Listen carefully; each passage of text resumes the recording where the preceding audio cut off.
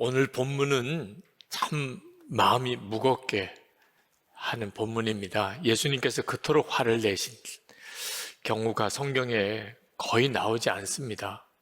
오늘 본문 속의 예수님은 그렇게 화를 내실 수가 있을까 싶은 모습으로 우리에게 다가옵니다.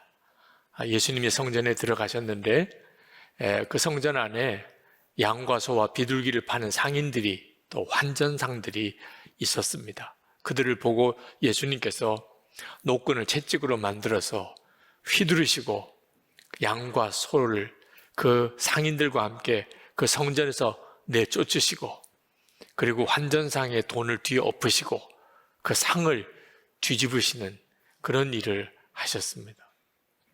도대체 예수님이 왜 이렇게 화가 나신 거죠?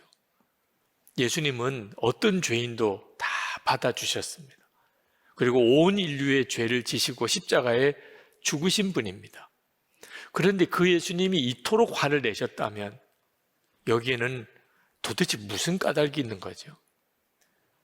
우리가 오늘 본문 말씀이 좀 마음 무겁게 다가오고 또 부담스럽기도 하지만 예수님이 도대체 왜 이렇게 화를 내신 것인지를 우리가 분명히 알아야 될 이유가 있습니다. 우리도 그럴 수 있기 때문에 그렇습니다. 예수님이 도대체 왜 이렇게 화를 내신 걸까요? 그냥 아주 쉽게 간단히 여러분이 잊어버리지 않도록 먼저 말씀을 드리자면 겉과 속이 다른 신앙생활에 대하여 화를 내신 겁니다.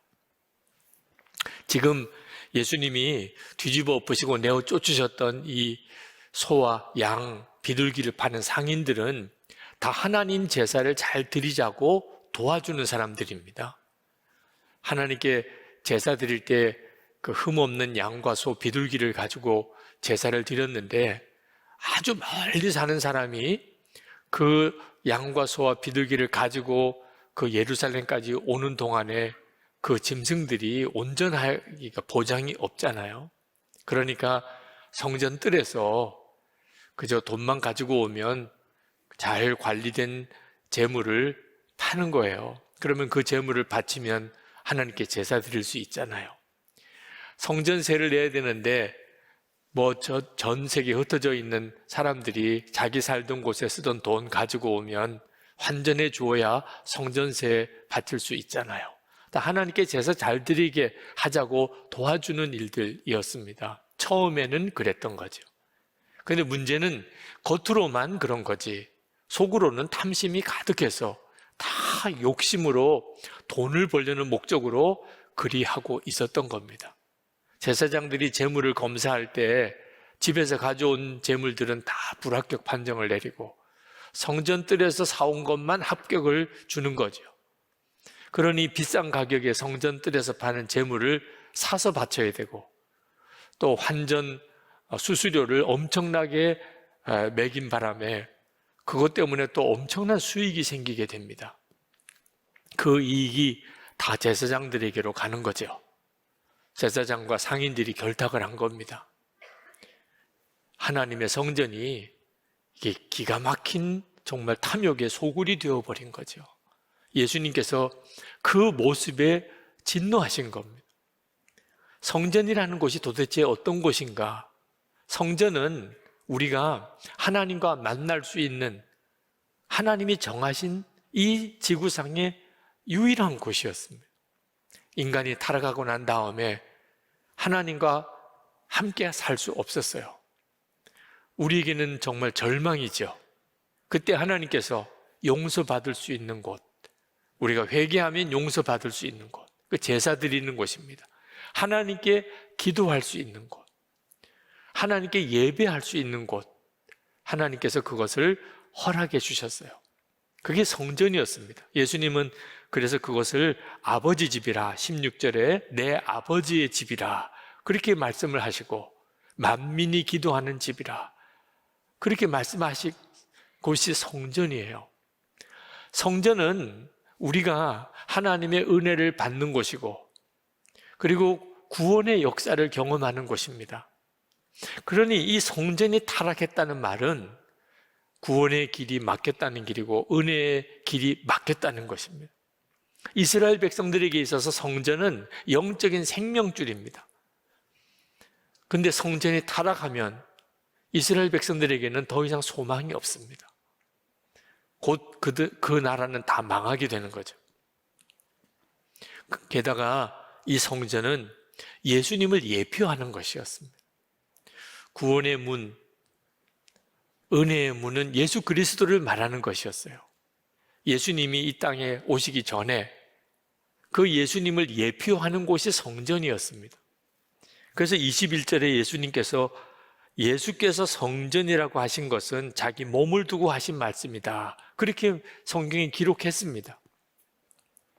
그러니 성전이 타락한 것을 보고 예수님께서 그렇게 진노하신 거예요. 성전 타락의 핵심은 겉과 속이 다른 겁니다. 겉으로만 하나님을 믿지 속으로는 세상을 섬기고 탐심을 가지고 있는 것이죠. 여러분, 여기서 우리가 형식적인 신앙생활, 예수를 믿어도 종교로서 믿는 것, 이게 얼마나 무서운 건가를 알아야 합니다. 겉으로는 하나님을 믿어요. 교회도 나오고 예배도 드리고 헌금도 하고 교회 봉사도 하고 겉으로는 하나님 믿는 사람이에요. 근데 문제는 마음 중심입니다. 마음 중심이 정말 예수님께서 그 마음의 왕 되신 사람인가 하는 거예요. 겉처럼 속도 그런가 하는 거죠. 사도행전 5장에 보면 아나니아와 삽비라가 헌금하고 죽어나가는 사건이 나옵니다.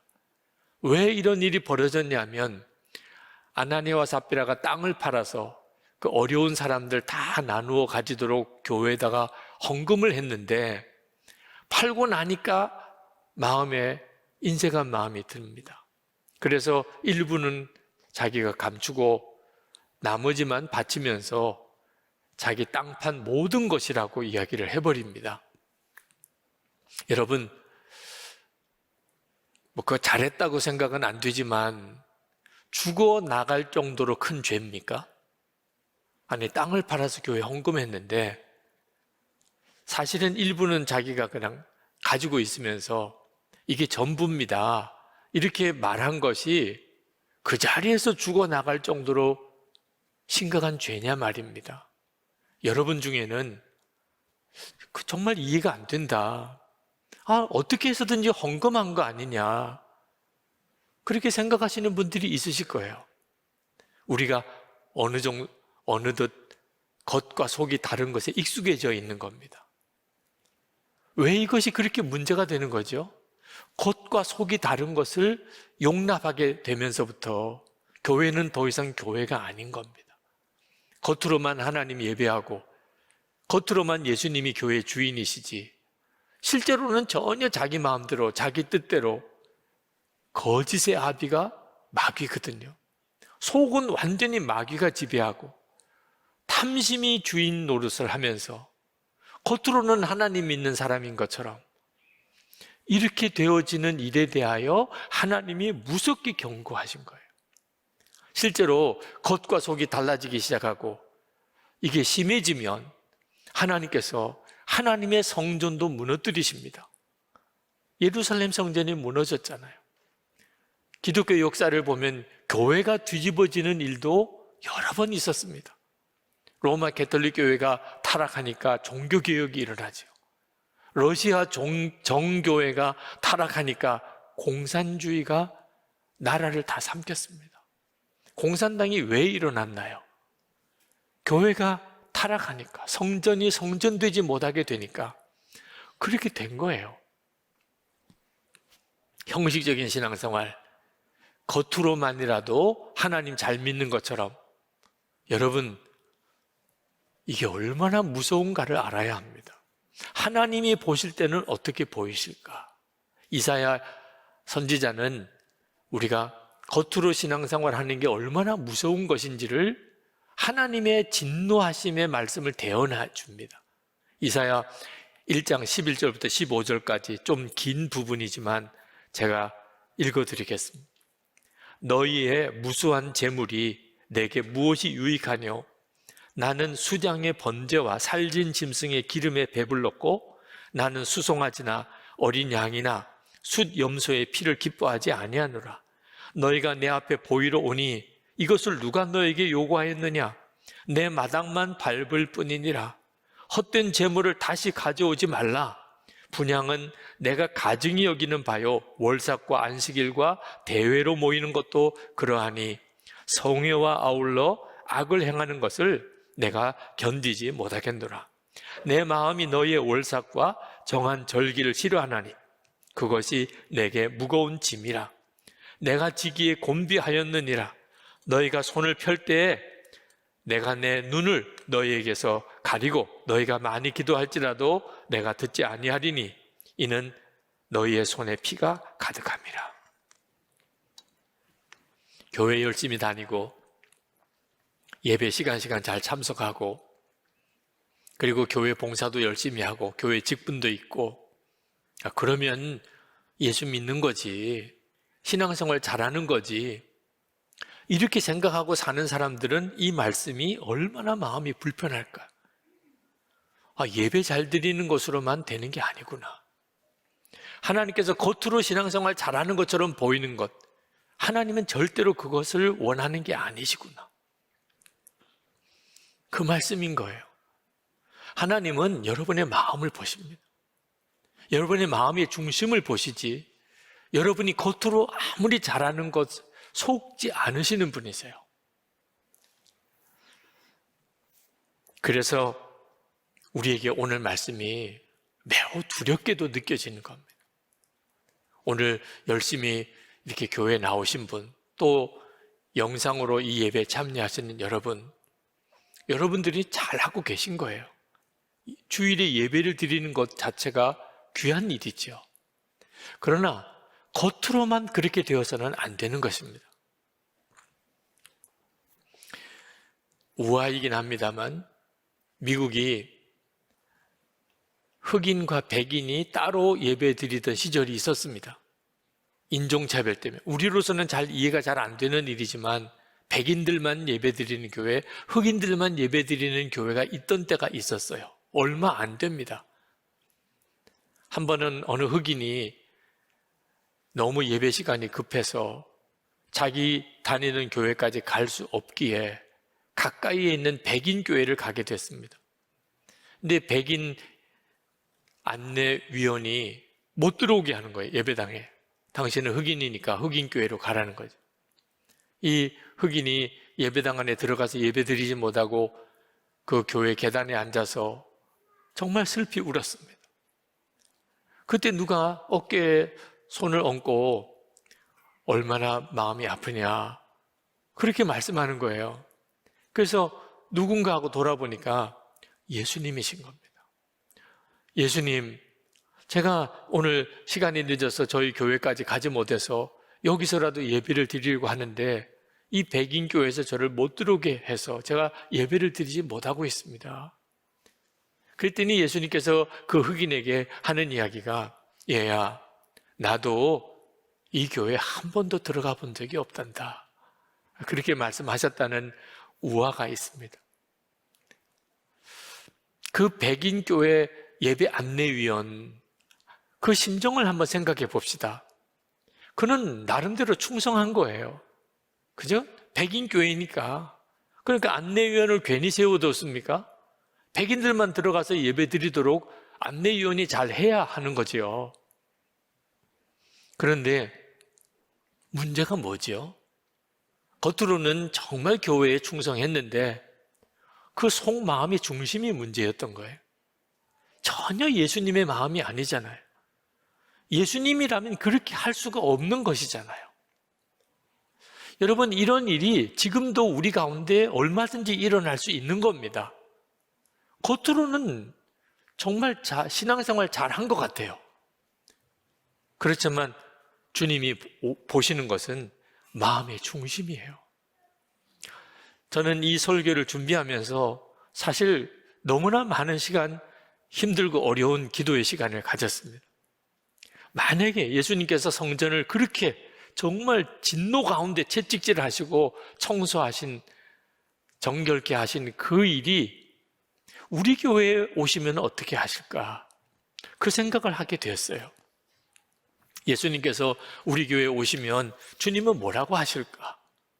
아마 틀림없이 주님은 저부터 찾으실 거예요. 제가 이 교회 담임 목사니까. 그러니까 저부터 부르실 겁니다. 주님은 저에게 뭘 물으실까요? 2021년에 교인은 도대체 몇 명이나 늘었냐? 주일 예배는 몇 명이나 모이냐? 온라인 교회에 접속해 오는 사람은 몇 명이냐? 유튜브 구독자 수는 도대체 얼마나 되냐? 그거 묻지 않으실 거라고 생각합니다. 예배당 교육관을 지었다는데 한번 가보자. 도대체 선한목자교회 이 건물이나 시설은 어떠냐? 주님은 그것에 대해서도 묻지 않으실 것 같아요.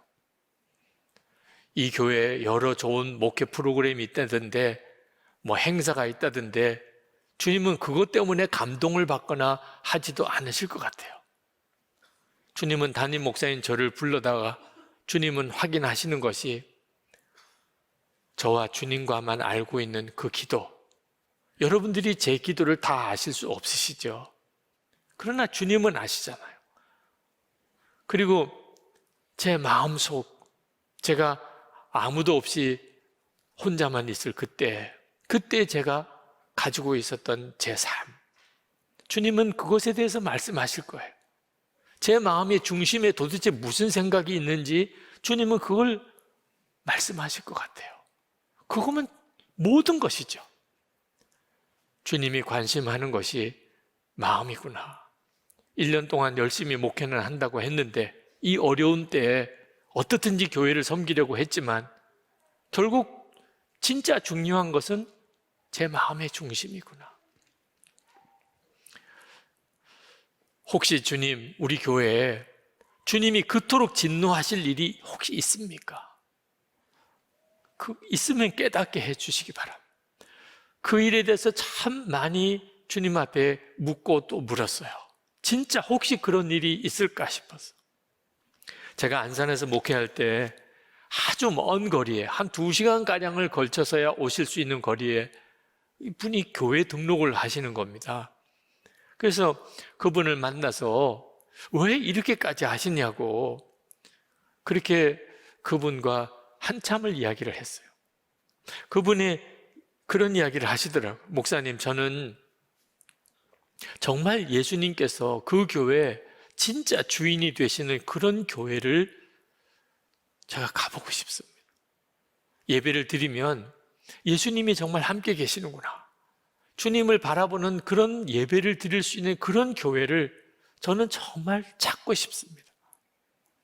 뭐 그런 마음의 동기 때문에 그런 오랜 시간을 걸치고도 주일 예배를 드리러 오시고 아예 교회에 등록을 하시겠다고 하신 거죠.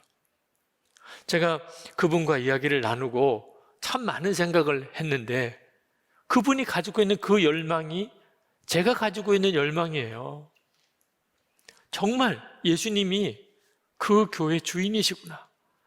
예배를 드리면 주님이 함께 계시는 게 정말 느껴지고 만나지는구나. 그런 예배를 드릴 수 있는 교회가 있다면 저는 비행기를 타고 가서라도 그 교회에 가서 예배 드리고 그 교회 교인이 될 거예요. 그게 제 마음의 소원입니다. 그런데 저는 그런 교회가 있어도 갈 수가 없어요. 왜? 제가 이 교회 담임 목사니까.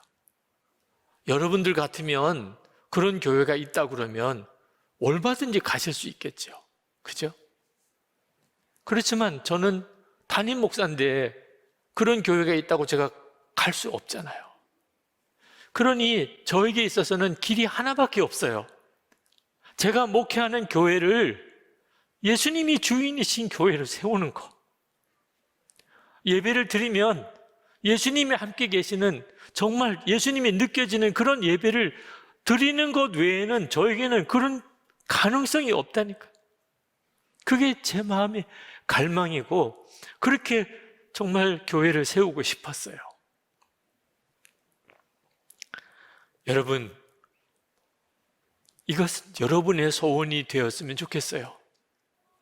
그저 교회를 찾아서 와서 예배만 드리고 가는 게 아니고 예수님이 진짜 주인이신 그 교회, 겉으로만 예수님의 교회가 아니고 진짜 예수님이 주인 되시는 교회, 예배를 드리면 예수님을 정말 만나게 되는 그런 예배를 드리는 교회를 세워가는 일을 여러분의 마음의 갈망을 가지고 한번 그렇게 세워갔으면 좋겠어요. 교회 찾아다니지 마시기 바랍니다. 혹 진짜 그런 교회를 여러분이 찾으신다 하더라도 여러분이 그 교회의 교인이 되는 보장이 있으신가요? 여러분 진짜 천국 같은 가정이 있나 여러분이 관심 있게 보고 찾았다고 합시다. 아, 저 가정은 진짜 천국 같은 가정이구나. 그러면 뭐합니까? 그렇다고 여러분이 그 가정의 가족이 될 수 있습니까? 교회도 마찬가지예요. 교회 찾아다니는 것보다 더 빠르고 더 정확한 길은 여러분이 그런 교회를 세우는 거예요. 여러분이 지금 섬기는 그 공동체를 진짜 예수님이 주인이시고 그리고 예수님과 함께하는 그런 교회를 세우는 거라니까요. 여러분, 이제는 예수님보다도 사람을 더 내세우는 일은 하지 않아야 됩니다.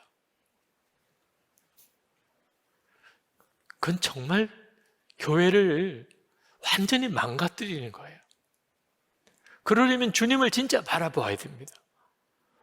여러분 모두가 다 주님을 바라보아야 돼요.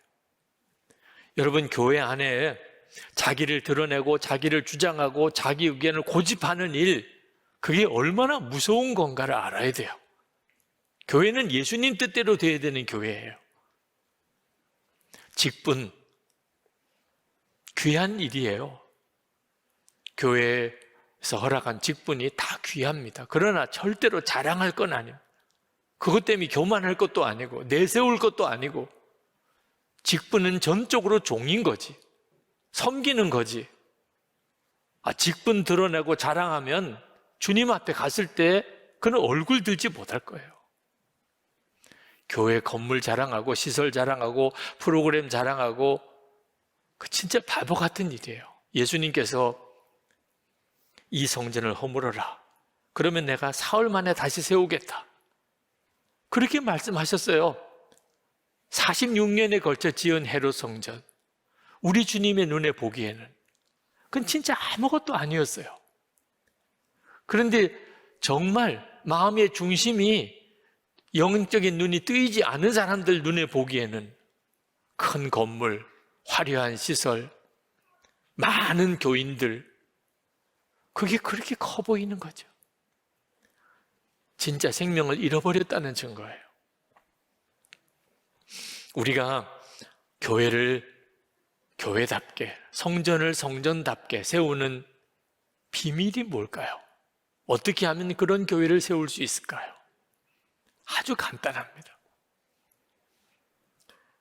무슨 목회자 신임 투표 제도를 만들고 교회 규정을 엄격하게 만들고 어떤 감시 기구를 만들고 그래서 되는 게 아니에요. 교회 구성원 모두가 다 자기가 성전이 되는 거예요. 그 성전된 성도들이 모인 교회가 예수님이 주인이신 교회, 진짜 성전인 교회인 거예요. 우리가 그냥 쉽게 예배당을 성전 이렇게 부릅니다. 예배당 건축을 성전 건축이라 이렇게 표현하기도 합니다. 그러나 이제는 용어를 좀 정확하게 할 필요도 있습니다. 건물로서의 예배당인 거죠. 성전은 예수님, 주님이 성전이시고 그리고 그 예수님을 영접한 우리가 성전인 거예요. 우리 한 사람 한 사람이 성전이에요. 고린도전서 3장 16절 17절에 이렇게 말씀합니다. 너희는 너희가 하나님의 성전인 것과 하나님의 성령이 너희 안에 계시는 것을 알지 못하느냐. 누구든지 하나님의 성전을 더럽히면 하나님이 그 사람을 멸하시리라.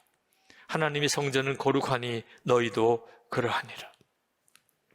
여러분이 진짜 겉으로만 말로만 성전이다, 예수님 내 마음에 거하신다 하지 않고 정말 예수님이 마음에 거하시는 사람으로 사는 것. 그게 바로 교회를 교회답게 만든, 정말 성전이 성전되게 하는 열쇠예요. 그게 모든 것이에요. 우리가 예수를 믿되 겉과 속이 다르지 않게 믿는 거예요. 어느 목사님 일기를 보니까 그날 겪은 참 기가 막힌 일 하나를 기록하셨어요. 신호등이 붉은 등으로 바뀌어서 차를 세웠는데 뒤에 찢어지는 브레이크 밟는 소리가 들리더랍니다. 깜짝 놀라서 백밀러를 보니까 뒤에서 차가 급히 추돌할 직전까지 되었다가 겨우 멈췄어요. 정말 아슬아슬하게 큰 사고가 날 뻔했는데 사고가 나지를 않았습니다. 뒤에 운전하시는 분이 보니까 백미러를 보니까 정신이 하나도 없어 보이더래요. 아마 딴 정신 팔다가 앞에 차가 멈추는 걸 못 보고 그냥 부딪힐 뻔했는데 다행히 그 브레이크를 밟고 차가 쓴 거예요. 아슬아슬하게 정말 섰습니다. 뒤에 운전하시는 분이 한동안 정신이 없어 보이더니 이제 좀 정신이 차려지고 그러더니 급히 속에서 담배를 꺼내서 피더래요. 근데 그게 왜 그렇게 목사님의 일기 속에 등장했냐면 그 차의 백미러에 큰 십자가가 이렇게 달려 있는데 차가 급히 서는 바람에 얼마나 흔들리는지 십자가가, 큰 십자가는 흔들리는데 그 사람은 담배를 피고 있는 모습이 너무나 많은 생각을 하게 만들더라. 여러분이 실제로 살아가는 동안에 여러분의 삶이, 여러분의 마음의 중심이 정말 예수님이 왕 되신 그 사람입니까? 교회를 교회되게 바로 세우는 사실 핵심은 바로 거기에 있어요. 오늘 말씀은 참 두렵기도 하고 부담스러운 말씀이긴 합니다만 2021년 오늘 마지막 주일이잖아요. 이 마지막 주일에 하나님이 마치 정해 놓으신 것처럼 주시는 본문이라는 생각이 듭니다. 여러분, 해마다 우리는 마지막 주일을 맞이하지만 이 마지막 주일은 예행 연습이에요.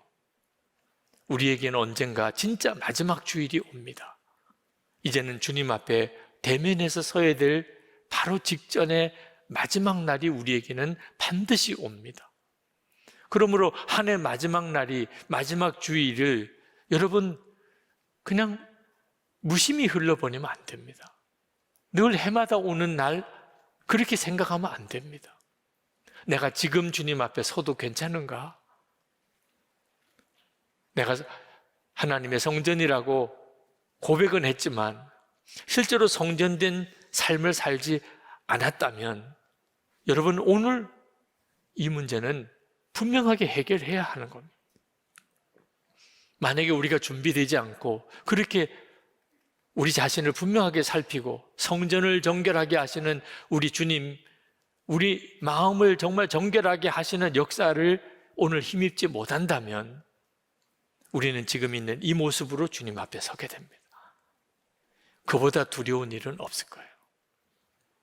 목사님, 저는 술을 마시고 방탕하게 살거나 세상에 온갖 죄를 짓거나 은밀한 죄에 빠져 살거나 주님, 저는 그렇게 살지는 않았습니다. 그래도 열심히 신앙생활 하려고 애를 썼고 교회도 잘 다니고 예배도 드리고 했습니다. 잘하셨어요. 그러나 여러분이 진짜 겉과 속이 다르지 않은 믿음인지는 좀 분명하게 점검을 해야 합니다. 여러분이 진짜 성전된 자로 사셨는지, 여러분의 속은 괜찮은지 한 4가지 질문만 한번 해보겠습니다. 여러분 원수도 사랑하게 됐습니까? 예수님 십자가의 그 보혈의 은혜로 내 죄 사함 받았다고 그렇게 고백하는 고백이 진짜라면 그러면 원수도 사랑하게 된 거죠. 여러분, 이제는 더 이상 두려워하거나 염려하는 것이 없어졌습니까? 그렇지 않다면 여러분은 죽은 믿음이에요. 하나님 나 사랑하신다고 100번 믿어봐야 뭐합니까? 하나님 나 사랑하신다. 여러분, 은밀히 짓는 죄 이제는 다 그쳤습니까? 그렇지 않다면 예수님 내 마음에 계시다고 믿는 믿음이 그게 다 죽은 믿음이에요. 여러분, 이제는 내가 세상 것 더 이상 구하지 않고 하나님 나라 위에 고난당하는 것이 오히려 기쁨입니다. 이런 고백이 되십니까? 그렇지 않다면 하나님의 나라를 믿는 믿음은 다 거짓인 거예요. 겉다르고 속다른 믿음. 하나님 나 사랑하신다. 예수님 때문에 나 모든 죄 사함 받았다. 예수님은 내 안에 거하신다. 하나님의 나라가 있음을 믿는다. 말한다고 그게 믿는 겁니까? 겉으로 보기에는 완벽하지만 그 마음 속을 보면은 완전히 반대예요. 이런 믿음이 두려운 거예요. 예수님이 그때 당시에 성전을 보고 그토록 진노하신 것이 바로 겉다르고 속다른 믿음이었기 때문입니다. 그러나 이 시간에 여러분을 두렵게 하려고 이 말씀을 드리는 게 아니에요. 사실은 원통할 일이에요. 왜? 우리가 그런 은혜를 받았거든요. 우리의 속에 예수님이 거하시고 우리가 진짜 성된 자로 사는 은혜를 받았거든요. 그런데 그 은혜를 받았는데, 그 엄청난 은혜를 받았는데 실제로 누리지 못하고 있다는 뜻이잖아요. 그러니 이건 진짜 원통할 일이죠. 정말 가슴을 치고 하나님 앞에 나가, 하나님 제게 은혜를 주셨으면 누리게 해달라고 그렇게 기도해야 되는 거잖아요. 마틴 루터가 하나님을 실제로 만나지 못한 사람은 하나님이 자기를 힘들게 하는, 대적하는 분으로 여긴다, 그런 말을 했어요. 실제로 두려워하는 종의 영을 가진 성도들이 꽤 많습니다. 하나님은 인색한 분, 하나님 까다로운 분, 하나님은 두려운 분, 하나님은 가까이에게 너무 먼 분. 왜 그렇게 믿고 있는 거죠? 실제로 주님을 못 만나서 그런 거예요. 주님을 만나고 나면 하나님은 정말 놀라운 사랑의 하나님이시고 두려울 게 염려가 없어지고 삶 전체가 바뀝니다. 그러므로 여러분, 오늘 이제 형식적인 종교 생활을 하던 생활에서 완전히 벗어나게 되기를 바랍니다. 여러분, 하실 일은 딱 3가지예요. 하나는 예수님이 진짜 마음에 계신 것을 믿는 거예요. 예수님이 나와 함께 계시다. 어느 순간에나 그 사실을 믿는 거예요. 2번째는 예수님의 말씀이라고 그러면 무조건 순종하는 거예요. 예수님의 말씀이다. 그러면 무조건 순종해요. 3번째, 성령이 하나 되신 것이 반드시 지키는 거예요. 성령이 하나 되게, 가정에서나 교회에서나 어디서나 성령이 하나 되게 하시는 것을 반드시 지키는 거예요.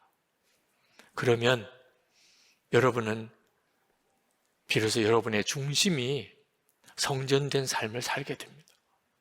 그리고 여러분들이 모인 교회는 예수님의 교회가 돼요. 구원의 방주가 됩니다. 그 은혜가 여러분에게 있기를 진심으로 축복합니다. 우리 기도하십시다. 하나님 앞에 구하시기 바랍니다. 하나님, 주님이 제 안에 오시고 제가 온전히 주의 성전된 은혜를 받았는데 누리게 해주세요. 살아계신 주님을 만나고 그리고 주님의 은혜 안에 사는 역사가 제 심령에 있게 하시고, 그리고 이 일을 통하여 하나님의 교회가 세워지게 해주옵소서.